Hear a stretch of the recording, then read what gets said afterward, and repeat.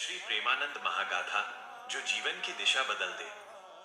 अध्याय 5 सेवा और संघर्ष का वृंदकेली कुंज। हे पूज्य महाराज जी के प्रिय भक्तजनों, अपनी आंखें बंद कीजिए और मेरे साथ उस सेवा और नेम के आश्रम की कल्पना कीजिए जिसे गंगा किनारे के सिंह ने प्रेम से सींचा। हमने पिछले अध्याय में देखा कि कैसे गुरुदेव की कृपा से उन्हें प्रेम रस की दीक्षा मिली और स्वामी आनंद आश्रम अब श्रीहित प्रेमानंद गोविंद शरण बन गए। अब उनके पास राधा रानी की नित्य विहार का निज मंत्र था, लेकिन इस रस को बांटना और इसकी सेवा करना कोई आसान कार्य नहीं था। सोचिए, अब उन्हें वृंदावन में अपनी सेवा के लिए एक ऐसा स्थान चाहिए था जो पूरी तरह से निष्ठा और नियम पर आधारित हो, जहां प्रेम हो पर कोई दिखावा न हो। तो आइए अब हम सुनते हैं उस स्थान की कहानी जिसे हम श्रीहित राधा केली कुंज के नाम से जानते हैं। दमदार आवाज में सुनिए।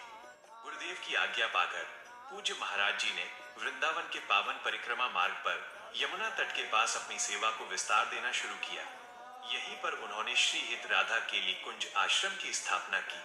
ये आश्रम केवल ईंट पत्थर का निर्माण नहीं था मेरे भक्तजनों, ये नेम, कठोर नियम और सेवा भाव पर खड़ा एक दिव्य संकल्प था। महाराज जी की सेवा निष्ठा अद्भुत थी। वह आश्रम के सभी कार्य स्वयं ही करते थे, चाहे वो बर्तनों की सफाई हो, झाड़ू लगाना हो या राधा रानी की सेवा के लिए सभी नियमों का पालन करना हो। उन्होंने यहाँ तक कि आश्रम के निर्माण कार्य में भी शारीरिक श्रम किया। लेकिन उनके जीवन का सबसे बड़ा नियम था दर्शन और प्रचार से दूरी। ये गंगा किनारे का सिंह कभी भी प्रसिद्धि का भूखा नहीं रहा। उन्होंने भक्तों से दूरी बनाए रखी ताकि उनकी साधना और सेवा में कोई व्यवधान न आए। उन्होंने कड़े नियम बनाए। वह सुबह 4 बजे से पहले ही अपनी नित्य परिक्रमा और नाम जप पूरा कर लेते थे। दिन भर वह एकांत में रहते और केवल कुछ ही समय के लिए एकांतिक वार्ता करते, वो भी केवल उन जिज्ञासु साधकों से जो भक्ति मार्ग पर चलना चाहते थे। उनका एकमात्र उद्देश्य था अखंड सेवा और नाम जप। उनका यह कठोर नियम और एकांतिक स्वभाव ही उनकी महिमा का कारण बना। वो किसी से कुछ नहीं मांगते थे, लेकिन सेवा कार्य कभी रुकता नहीं था। सोचिए, जो संत स्वयं आकाश वृत्ति पर रहा हो, वो एक पूरे आश्रम का संचालन कैसे कर रहा था? यह केवल श्री राधा रानी की कृपा थी। लेकिन मेरे प्रिय भक्तजनों, कठोर तपस्या के बाद भी जीवन में सबसे बड़ी परीक्षा आनी बाकी थी। यह परीक्षा शरीर की थी, जो उनके जीवन के सबसे बड़े कष्ट के रूप में सामने आने वाली थी।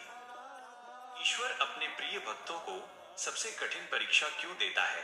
कौन सा ऐसा असाध्य रोग था जिसने उनके शरीर को लगभग शून्य कर दिया, पर उनकी भक्ति को और भी ज्यादा अटल बना दिया? हे लाडली जी के प्यारे भक्तजनों, उस असाध्य रोग और अटूट निष्ठा की कहानी जानने के लिए अगले अध्याय में हमारे साथ बने रहिए, जिसमें हम सुनेंगे असाध्य रोग और अटूट निष्ठा। अगर पूज्य महाराज जी की दिव्य वाणी ने आपके हृदय को छुआ हो तो प्रेम भाव से कमेंट बॉक्स में जय जय श्री राधे अवश्य लिखें। आपका एक एक नाम जप इस प्रेम मार्ग को और प्रकाशित करेगा। यह महागाथा यहीं समाप्त नहीं होती। ये तो आपके जीवन में प्रेम और नियम की शुरुआत है। ऐसे ही प्रेरक सत्संग हर दिन सुनने के लिए इस चैनल को सदैव के लिए सब्सक्राइब करें और बेल आइकन दबाएं।